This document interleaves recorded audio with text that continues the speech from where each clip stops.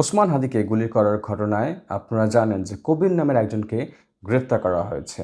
তাকে নারায়ণগঞ্জের একটি ইট ভাটা থেকে গ্রেফতার করা হয় এবং তাকে আজকে আদালতে তোলার পর 10 দিন রিমান্ড চাওয়া হয়, কিন্তু তাকে 7 দিনের রিমান্ড মঞ্জুর করেন আদালত।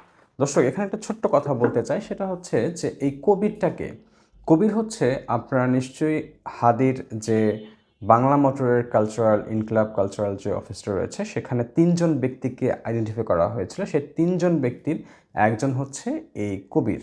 যেখানে আপনারা দেখেছেন যে ফয়সাল ঢুকেছিল, কবির ঢুকেছিল। তো কবিরকে আসলে, কবির হচ্ছে ওই যে শুরুতে ধরেছিল না বাইকের যিনি মালিক, হান্নানের যে বাইকটি পরবর্তীতে বিক্রি করা হয়, যিনি কিনেন তিনি হচ্ছেন এই কবির।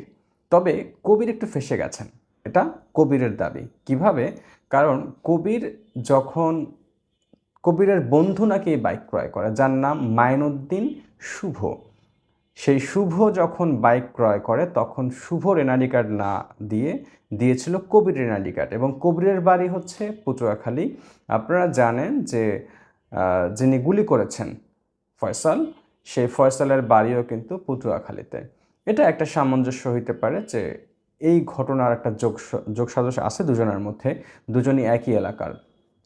তবে এখানে কবির দাবি করছে যে সে রাইড শেয়ার করে এবং গাড়ি চালায়, এবং বেশিরভাগ সময় তিনি এই ফয়সালকে তার বাইকে চলাচল করাতো। তবে আজকে যখন তাকে আদালতে তোলা হয় তখন কিন্তু এই কবিরের পক্ষে কোনো আইনজীবী দাঁড়ায়নি।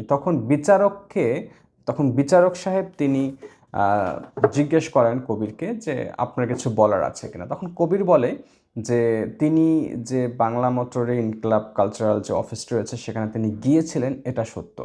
তবে তিনি যেতে চাননি, তাকে বরঞ্চ জোর করে এই ফয়সাল নিয়ে গিয়েছিল। এটা হচ্ছে কবিরের দাবি। এবং কবিরের ঘটনা পর্যবেক্ষণ করে দেখা যায় তিনি আদাবরের যুবলীগের একজন সক্রিয় কর্মী ছিলেন, বা আহ্বায়ক, যোগ্য আহ্বায়ক ছিল, এটা পরবর্তীতে আসলে জানা গেছে।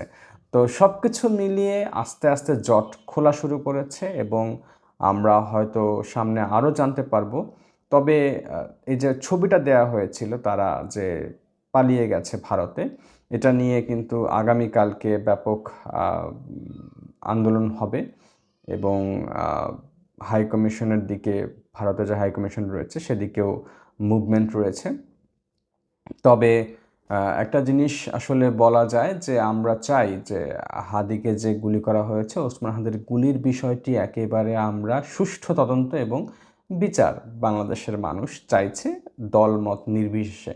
সো আরও যদি কোনো তথ্য থাকে, আপডেট, অবশ্যই আপনাদের জানানো হবে। ততক্ষণ পর্যন্ত রুমান্দা নিউজম্যানের সঙ্গে থাকুন, ভালো থাকুন, আল্লাহ হাফেজ।